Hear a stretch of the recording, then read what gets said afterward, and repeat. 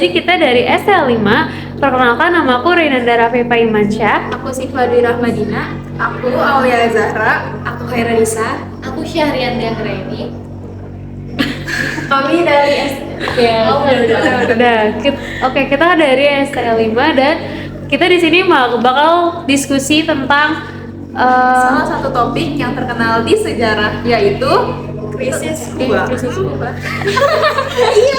Iya benar. Oke, kalau kameranya dulu mana ya? Iya deh.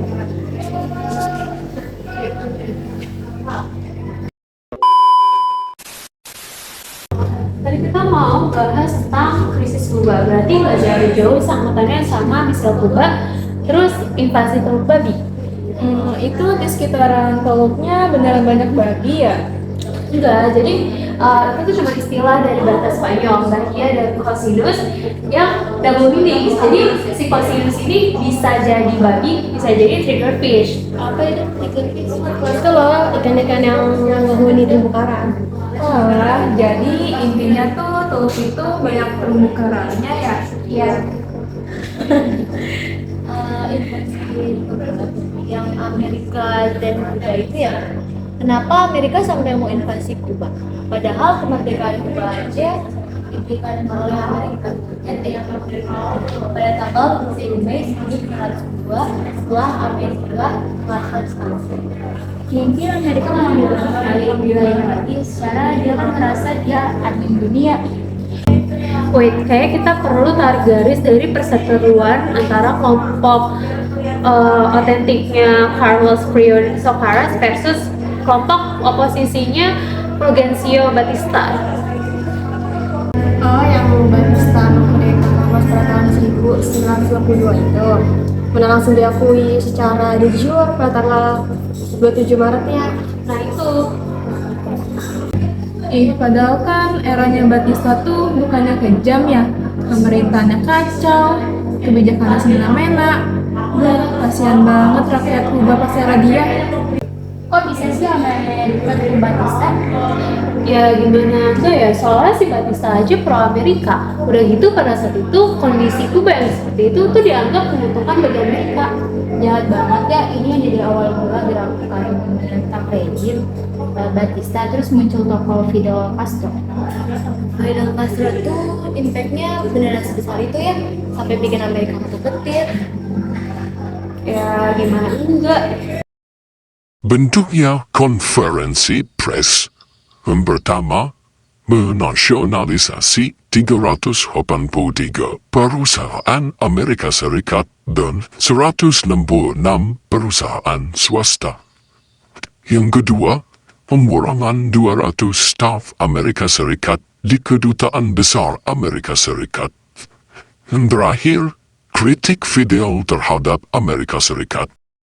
Jadi ini karena Amerika takut pengaruh komunis yang dapat menyebar luas ke Amerika Latin, dan makanya mereka mau coba nyerang pemerintahan di Kuba, tapi kok gagal ya, padahal udah nebak informasi ya, dan membuat Brigade 2506 yang beranggotakan 1.500 penduduk Betama yang dalam Sebenarnya ada beberapa faktor sih.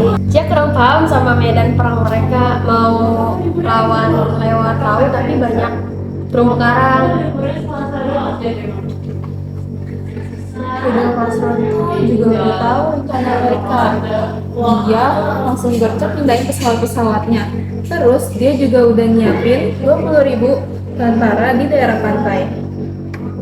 Parahnya lagi tuh, John F. Kennedy selaku presiden Amerika pada saat itu, dia tuh nggak mau ngasih bantuan ke CIA karena dia nggak mau Amerika ketahuan kalau misalkan mereka terlibat dalam invasi ini.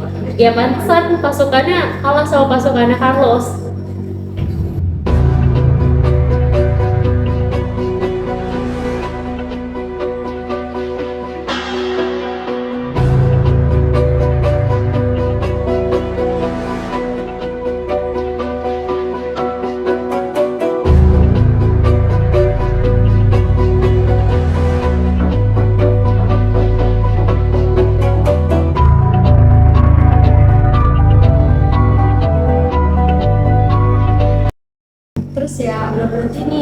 invasi Teluk Bali, puncaknya perang dingin antara Uni Soviet dan Amerika tuh memuncak dengan adanya misil Kuba.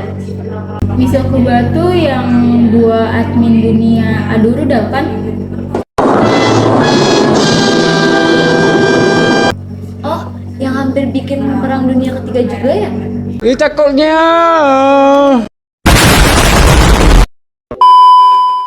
Ya, gimana deh kalau Nah, pada tanggal 14 Oktober 1962 itu, pesawat mata-mata Amerika Serikat tuh menangkap ada sejumlah rudal balistik yang lagi dibangun di Kuba. Langsung dah tuh Amerika pada overthinking. Nah, bener banget. Amerika tuh langsung pada was-was gitu loh, karena rudal yang ditaruh di Kuba pada saat itu tuh punya jangkauan ledakan yang luas dan gede banget. Hubungan diplomatik Kuba sama Soviet sudah terbuka sampai di pembangunan di sana. Dan yang aku baca ya, setelah melakukan invasi Teluk Bali, Kuba takut Amerika melakukan invasi lagi. Jadi untuk mengantisipasi hal tersebut, Kuba meminta tolong sama Soviet deh. Nah, mungkin itu juga bentuk dari respon Soviet karena sebelumnya Amerika pernah naruh rudal tuh di Italia sama Turki. Iya ya, kalau Soviet sih bilangnya cuma bentuk perlindungan biar nggak ada negara lagi yang invasi Kuba. Nah, lanjut ya, pada 21 Oktober ya, JFK itu memutuskan untuk melakukan blokade ya, atau dibilangnya itu karantina lah ya, nggak ada lagi kapal Soviet yang berlabuh di Kuba. Selamat malam. Rekan-rekan warga negara, pemerintah ini seperti yang dijanjikan telah mempertahankan pengawasan ketat terhadap penumpukan militer Soviet di Pulau Kuba. Dalam seminggu terakhir, bukti yang tak terbantahkan telah menetapkan fakta bahwa serangkaian situs rudal ofensif sekarang sedang dipersiapkan di pulau yang berpenjara itu. Tujuan dari pangkalan ini tidak lain adalah untuk menyediakan kemampuan serangan nuklir terhadap belahan bumi barat. Amerika tidak berhak memblokade area dekat Kuba. Perairan tersebut bukanlah milik kalian.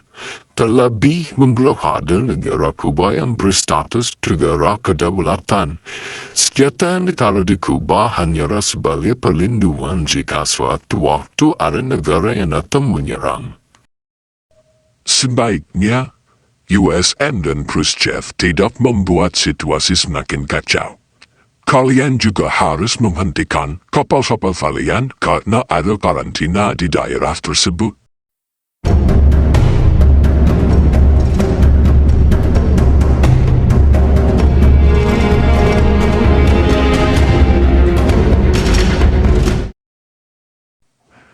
Saya akan terbuka untuk bernegosiasi selama USSR diperbolehkan memiliki syarat.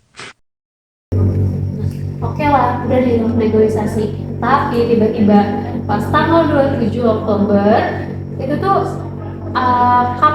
pesawat U2 AS ditembak hingga menewaskan Mayor Rudolf Anderson. Wah, berarti kondisi pada saat itu udah beneran siap banget ya buat perang apa? Jadinya gimana Bu? Aku sempat baca juga katanya untung pada saat itu perwira Markov nggak mengiyakan untuk mengalami nuklir torpedo. Iya tuh, untungnya juga kedua pihak bisa saling menyelesaikan dan membahasnya dengan kepala dingin.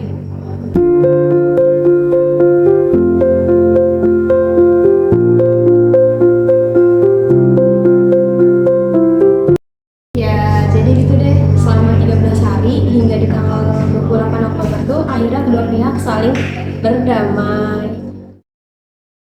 Udah sore juga ya. Gimana kalau kita udahin aja diskusinya? Boleh sih, ayo kita pulang. Ayo.